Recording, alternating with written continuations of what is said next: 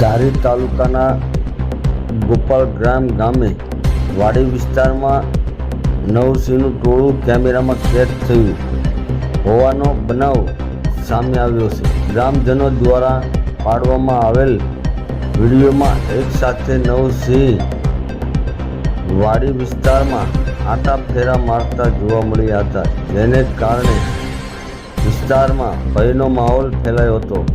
મળતી માહિતી મુજબ ગોપાલગ્રામની સીમમાં આવેલા ખેતર નજીક સિંહોનું ટોળું રાત્રિના સમયે જોવા મળ્યું હતું. સ્થાનિકોએ સાવચેતી રાખીને આ દ્રશ્યો પોતાના મોબાઈલમાં કેદ કર્યા હતા. સિંહો માનવ વસાહતની નજીક આવતા લોકોમાં દહેશતનો માહોલ સર્જાયો હતો.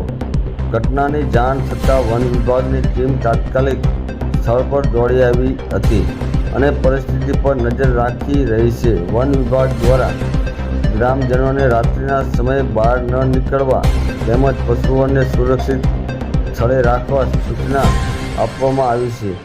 વન વિભાગે લોકોને અફવા ન ફેલાવવા અને સાવચેતી રાખવા અપીલ કરી છે.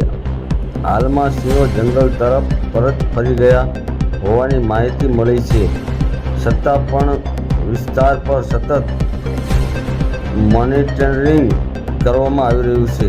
રિપોર્ટર અકબર સૈયદ, જાફરાબાદ.